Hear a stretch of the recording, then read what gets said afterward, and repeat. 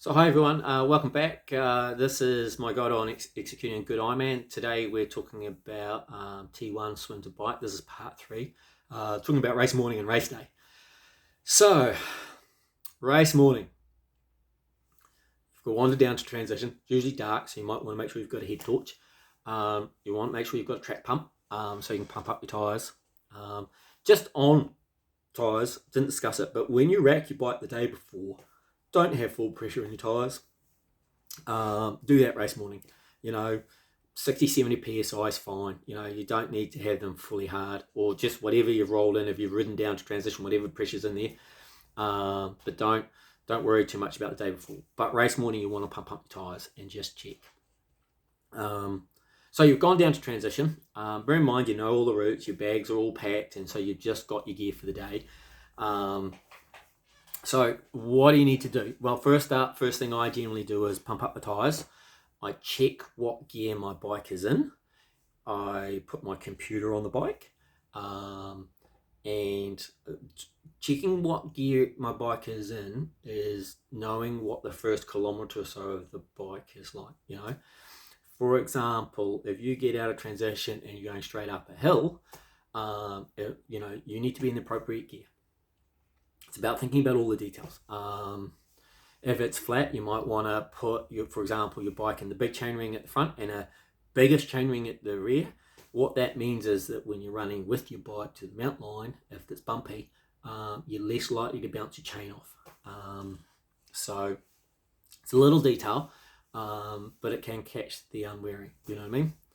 Because there's nothing worse than getting to the mountain line and suddenly realizing that your chain has come off. Then you've got to pull to the side, put your chain on, and you've got 180 k's with black fingers, with grease. So race morning, you're checking your tire pressures, you're putting your bike computer on.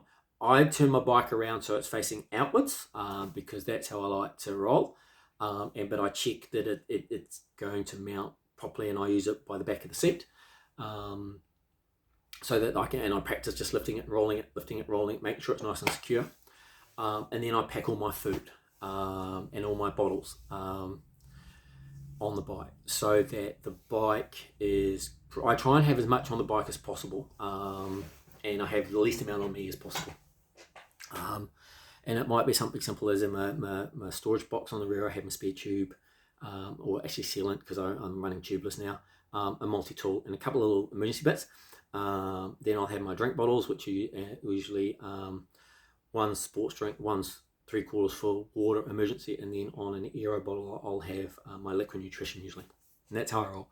And then I might have some treats, and I might run a Beto box, I might not, depending on the race. And if I have that, I might have some solid food for the first hour or so.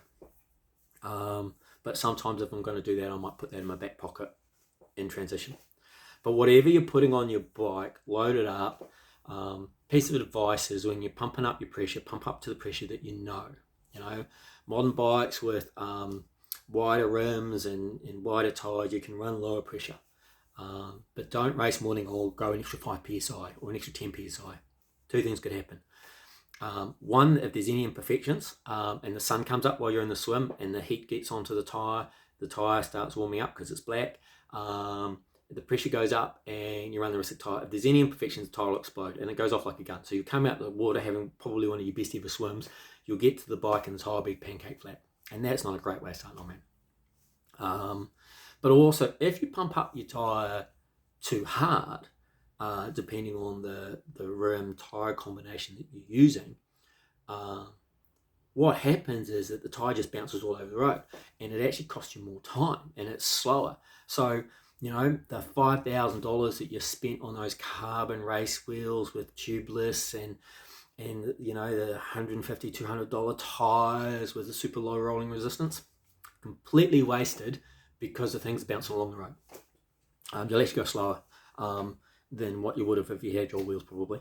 Something to bear in mind. That's a whole nother topic. Don't think we'll talk about that when you do the bike stuff, but we'll talk about some tech stuff.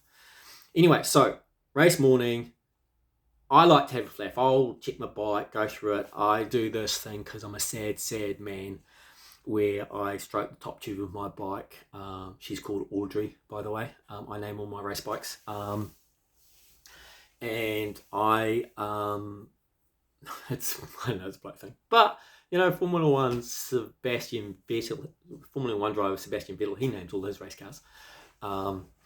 There is a funny story that he called one of them. I'm going off topic, but hey, he called one of his race cars Kylie, after Kylie Minogue, because it had a really tight rear end. Anyway, my bike's called Audrey, but I do this thing race morning, and it's a mental thing. We all have our little idiosyncrasies. I usually just pack the top tube board and just say to the bike, okay baby, we're going to go fast today. And that's really sad, and I've probably just overshared. But it's something I do, and it's a head game thing, and it's about me getting it and getting sorted, So basically, I go through my bike, check it's in the right gear, check the tyre pressures, check all my foods on there, check my bottles are in there. Just a little thing on bottles. And Ironman, don't use new bottles. If you look at this bottle here, it's reasonably garked, and on my bike on race day, they'll be the scodiest, oldest bottles I've got that I'm clearing out. Because the cold, harsh reality is first aid station 20 odd k's down the road, I'm dumping a bottle and picking up a new one. So it's a good opportunity to get rid of it. Don't buy brand new bottles and have them sitting on your bike. Oh, it looks flash, it looks lovely, because they're going to just throw it away. Get rid of your old Scody ones, you know what I mean? As long as they don't leak. So just a little tip. Always makes me laugh when I'm walking through transition and people got brand new bottles on there, and it's like, oh, that's lovely, you're just going to throw those away. It's a good opportunity to get rid of your bottles. So that's race morning with the bike. Check your bikes there, make sure you've got enough time when you get down to transition in case you have any dramas. You know what I mean? You don't want to be down there last minute, race morning, find you've got a flat tyre, and then you're suddenly late to the swim start. So race morning, the objective is get your bike sorted, then just leave it. I usually, if I can, I'll just go and check that my gear bag's okay. Sometimes if you've got food that you want to put in there, they'll let you. Depends on the race organiser. Depends on what the access is like. So if you've got food that you want to go in your gear bag, they might let you drop it in there. As I said the other day, I'm in Malaysia. I wandered past and I just checked that. I just moved my bag to the front and checked it was okay. You might not get that opportunity. It was just me always being attentive, always thinking about making my life easy. So the bike's racked, it's facing the right way, it's in the right gear, job done. Then you head off down to the swim start, and the reality is that you want to get down there, do a bit of a dry land warm up, depending on whatever you practice and training for your swim training, that's what you want to do. Get your wetsuit on, make sure you keep yourself warm as possible, and then generally you've got a loved one there. You can offload extra stuff to them. Failing that, there's a gear drop bag, just drop stuff. Depends on the race. Racing in New Zealand, it can be cold, as I've said, so you might want to beanie and stuff. Racing in Asia, not so much an issue. You can just wander down there because it's lovely and warm. You don't need to worry about that kind of thing. It's always dependent on where you're racing and what the conditions are like. Heaven forbid that it's not pouring down with rain, because that's just misery. So gun's gone, you've done your swim, you've come in, you've hit shore.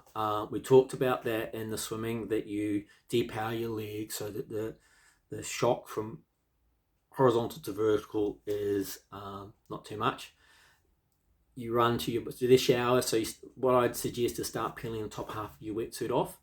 I generally just leave my goggles and hat on up top until I get into the transition area. But basically, there'll be some showers. You can sort of just race under those, just get a little bit if it's salt water. If you're racing fresh water, it's probably less of an issue.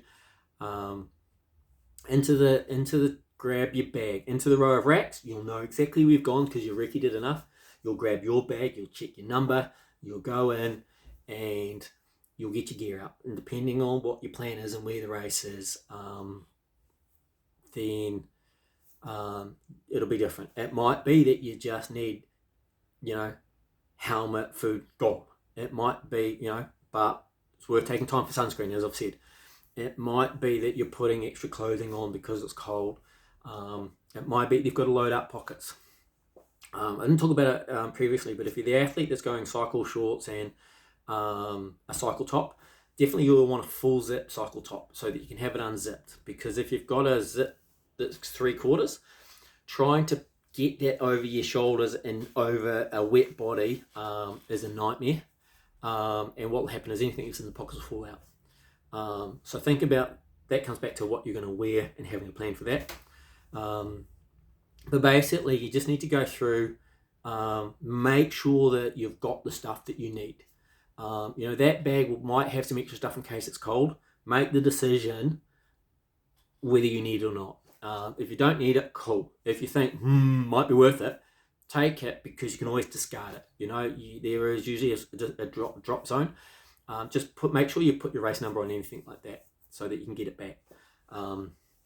So make that call. It's better to be smart than get out on the bike course and be frozen for the first 2 hours and have things not working properly. So you've got through the tent. Make sure your helmet is clipped before you touch your bike. Okay. If you're, depending on the race, like if your helmet's on the bike, they're usually in your transition bag because you can clip it on while you're running to the bike. But if you've got your helmet at the bike, and like smaller races, sometimes that's what you do. Then basically your helmet needs to be clipped before you take your bike out of the rack. It's a penalty. It's a safety thing, and it's a no-brainer. So just think, if you get to your bike and you're putting a helmet on, clip it before you do anything else. Don't be running with your bike with the straps, because they will stop you and they will penalise you. And it's not a great way to start a race for a simple clip. So anyway, when you get to the bike, first thing is just check that both tyres are up.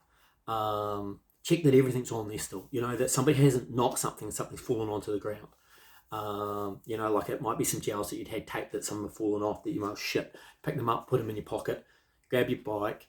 Again, you're running, get the bike to whatever side you're going to mount on and most comfortable with. Easy jog to the mount line, you know where you're going. On your bike, get up to speed.